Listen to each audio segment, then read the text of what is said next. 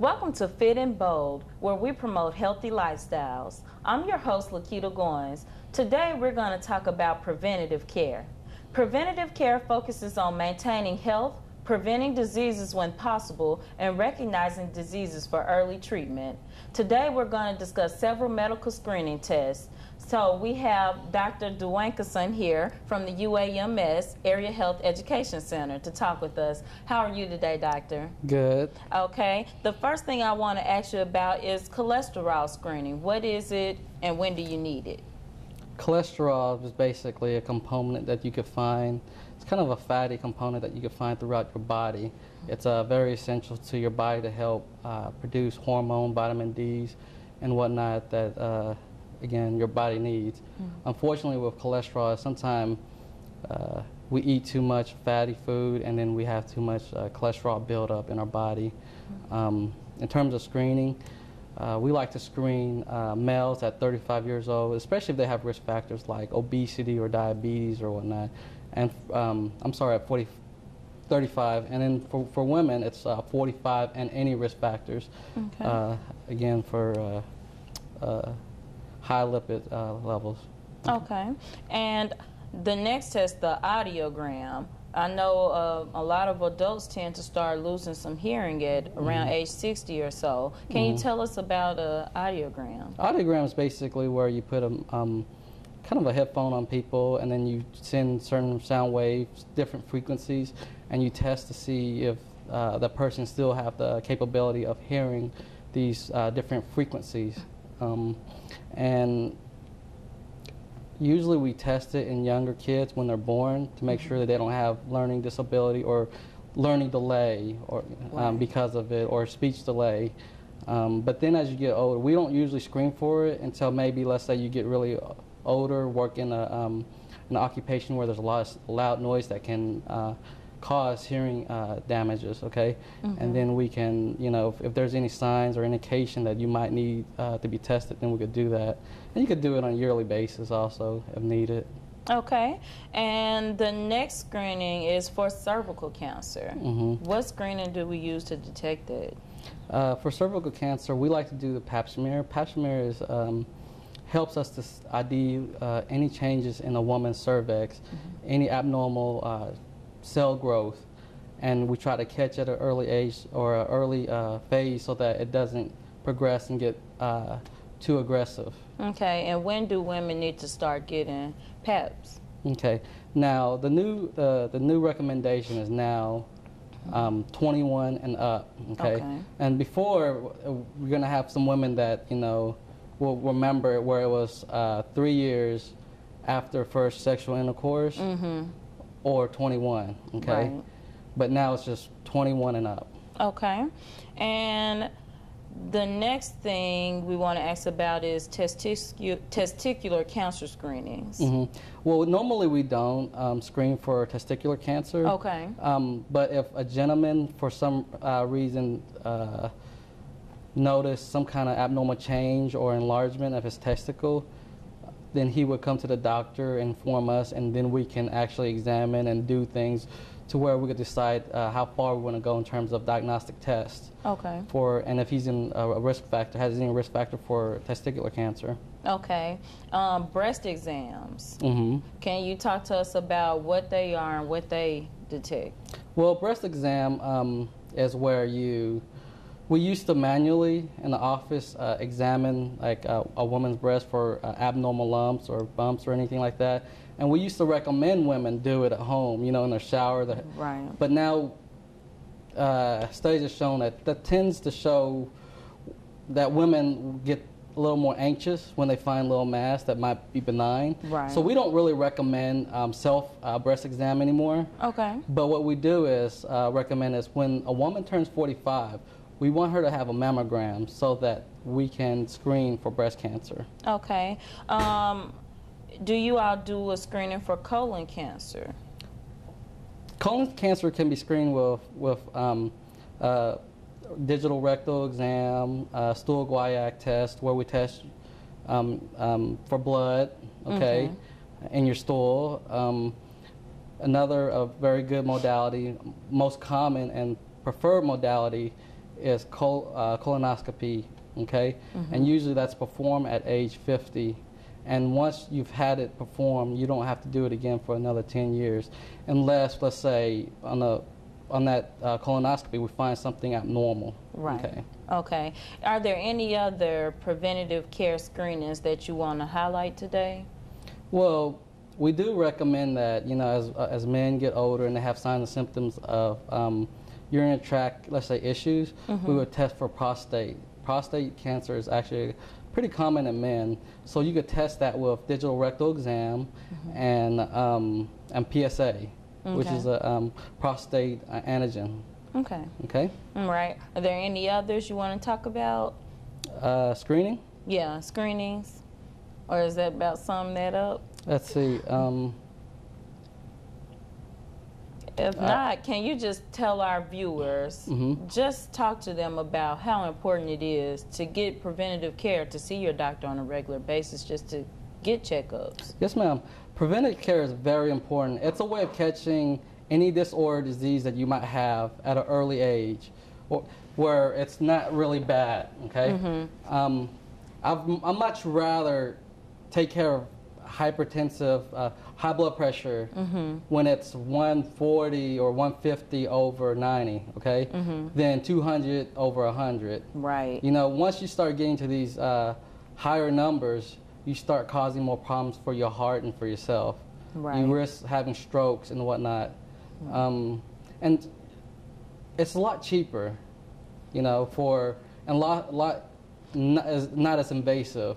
I'm glad you said that, because that's been a big thing about insurance. They'd much rather pay for preventative care than pay for your long-term treatment later. Yes, ma'am. So I want to thank you, Dr. DeWonka-son, for helping us out today. And we've learned so much, and I hope our audience has learned, and they're more aware, and they're informed, so they're more willing to go to the doctor. Well, thank you for having me. And if anyone ever really wants to take good care of himself, it starts at home. It starts with self-discipline. You have to want it in yourself, because we can always guide you and tell you, you know, what's the appropriate things to do. Right. But when you go home, it's you that have to go walking 3 times a day or 3 times a week. You're the one that have to change, you know, your diet, decreasing soda intake, you know. People don't realize that we pay for soda, but we're paying to hurt ourselves, really. Right. You know, that soda increases your blood sugar, okay? And that could cause diabetes. Right. Okay? The caffeine could cause high blood pressure. Right. Okay? A wealth of issues coming from soda. And diet, I mean, just eating a lot of greens and whatnot makes a world difference. And I'm glad you said that, because when we come back, we're going to focus on eating healthy, because part of living healthy is eating healthy. So stay tuned. I took a trip to Elkhart, Indiana today. Elkhart's a place that has lost jobs faster than anywhere else in America. In 1 year, the unemployment rate went from 4.7% to 15.3%. Companies that have sustained this community for years are shedding jobs at an alarming speed.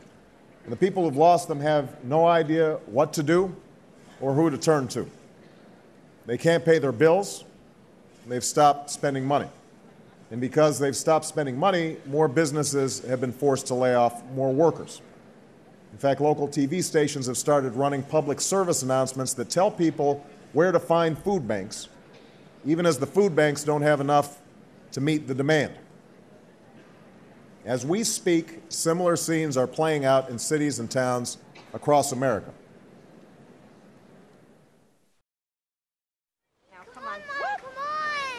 I know, 2 seconds. Hang on, just stand still. Stand still, love. 1 second. I know. Just I know. Yes, good. Okay, go.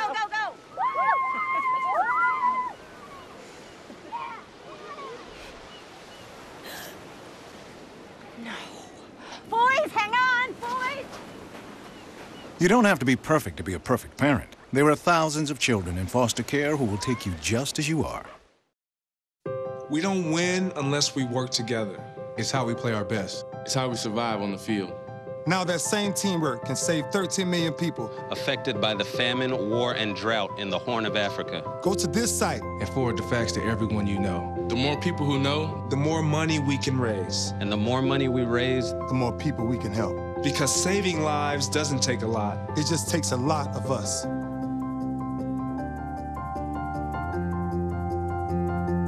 Welcome back to Fit and Bold. Today we've been learning about preventative care and how it refers to maintenance of your body and to keep you healthy. So we're going to do something a little different with our Fit and Bold recipe. We're going to give you Fit and Bold superfoods. We have Chef Kokima Johnson here.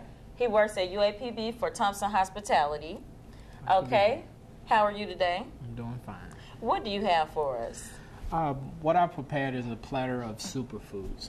Superfoods, they don't give you superpowers. Okay. So nobody jumps off a building. Okay. But it's a host of foods that actually help your body. They do wonders for nutrition. They add fiber. They have great resources for the nutrition that you need throughout the day and throughout your life. Okay, and I'm noticing our tray is filled with brightly colored items, which has been our theme pretty much, that brightly colored foods are healthy foods. Very healthy. Okay. I'm going to go through them and name some of the benefits that you tend to have when you come across these foods. Right here I have red beans. Okay. But you can, any type of bean normally is pretty healthy for you. You can also substitute those beans for green beans, sugar peas, snap peas, chickpeas. So you're not limited. You're not just limited to one type of bean. There's a host of legumes out there. Okay. All right. Beans are used to lower cholesterol, fight heart disease, stabilize blood sugars, reduce obesity. Sorry about that. Lessen your risk of cancers, and relieve hypertension. Okay. That's a lot. For one food. Just for one food. I would recommend you eat those at least 4 times a week to help in that. Okay. So what do you have for us next? I have blueberries. Blueberries is high in antioxidants, but once again, you're not limited to just blueberries. You have raspberries, strawberries, red grapes, cherries. All those things can help with the same. Okay. Right? And they're used to lower the risk of heart disease, cancers, and maintain youthful, healthy skin. Oh, wow. For all you ladies out there, you should be eating blueberries. And what else do you have for us? All right. Next, we have broccoli. Okay. Broccoli is one of those super good foods because it's bright, it's green, it's also healthy for us. It's one of my personal favorites. Yes. Broccoli, besides broccoli, you also have the option of Brussels sprouts, cabbage, cauliflower, and bok choy and kale. Okay. So this is good because a lot of people think that to eat healthy means eating nothing. And actually, you have more options when you eat healthy than to choose some quicker foods. So I'm glad you're pointing this out for us. I'll point out it's typically the way you prepare your food, which makes it healthy. Some foods, once you cook it, you lose your nutrients. Some in the raw state are more nutrient. For example, eating a broccoli raw would be more nutrient than cooking it.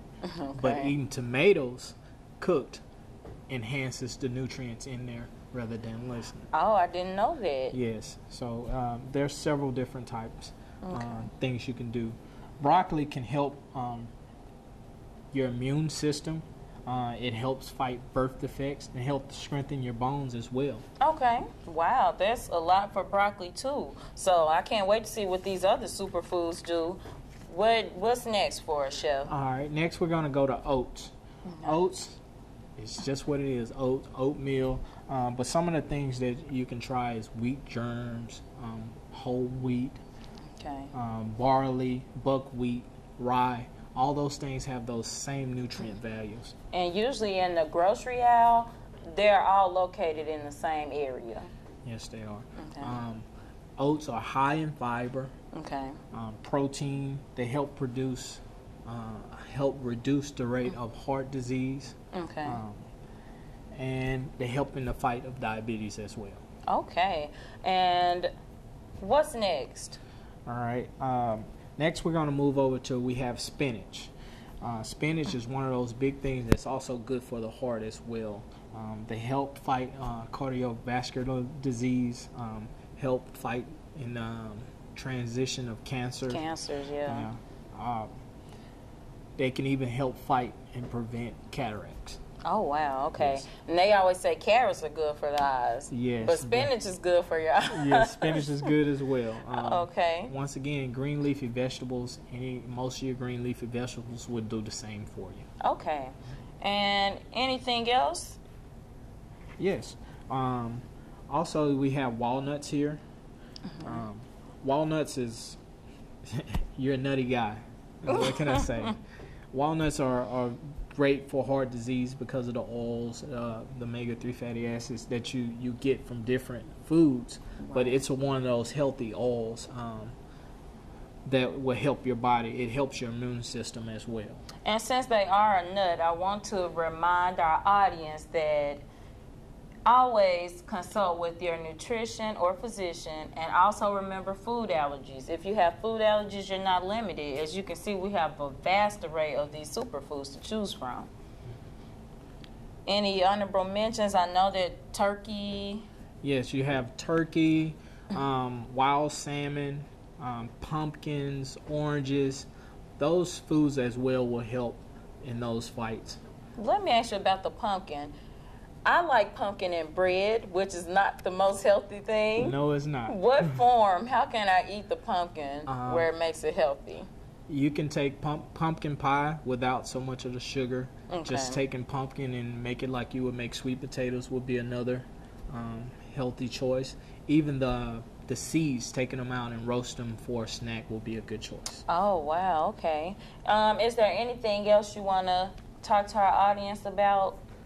No, just make sure when you go to the store, look at your food labels. You'll watch your calorie count, and remember, superfoods will help you in all sorts of ways.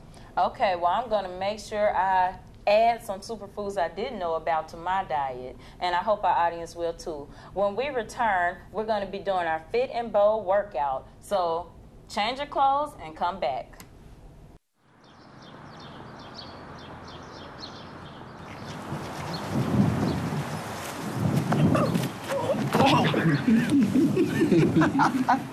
Come on.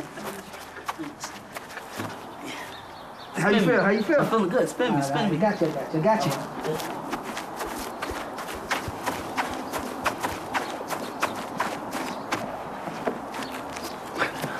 Oh, goodness.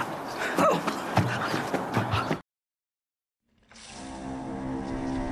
When some people struggle with their mortgage payments, they become frozen, petrified. Not knowing what to do, they do nothing. But the people who take action are far more likely to get the most positive outcome. Making Home Affordable is a free government program. Call now to talk one-on-one with a housing expert about the options that are right for you. Real help, real answers, right now.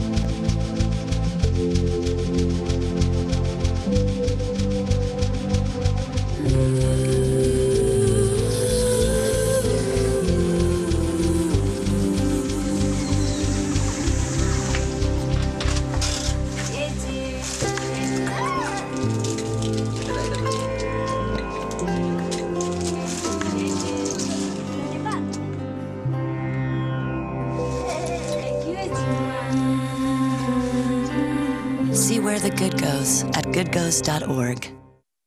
Welcome back to Fit and Bold. Today we've been talking about preventative care. Now we have Coach Roger Totten of the UAPB Strength and Training Coach.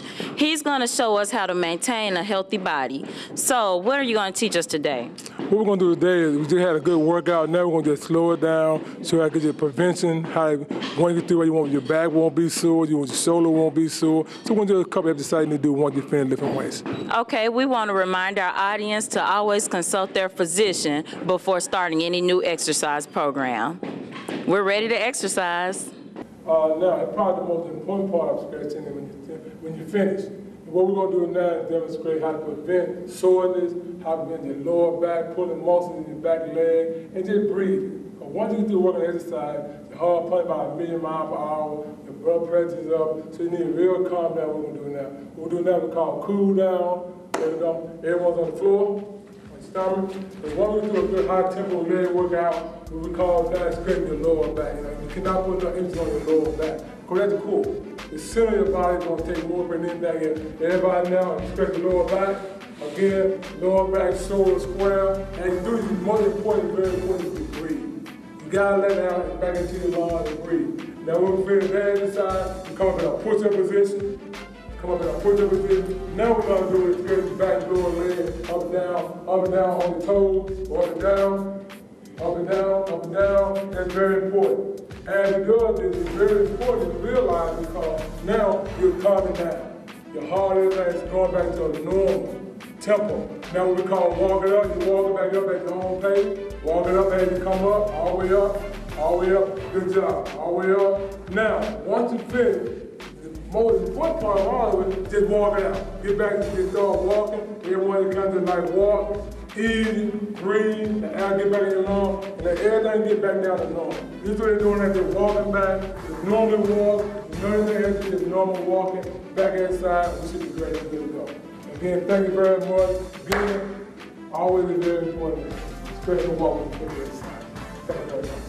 That was another wonderful exercise, and I feel great. If you want to be more involved, Black and Gold Fit and Bold has line dancing classes still open from August 6th to October 8th. More information is available at 8646. So get involved. Also, we have a wonderful testimony from Miss Mary Lackey at the Ronald McNair Scholars Program. She had back surgery in December and in February decided to get back active in the water aerobics for Black and Gold Fit and Bold. She has lost 30 pounds to date. Thank you so much, Ms. Lackey, for your testimony.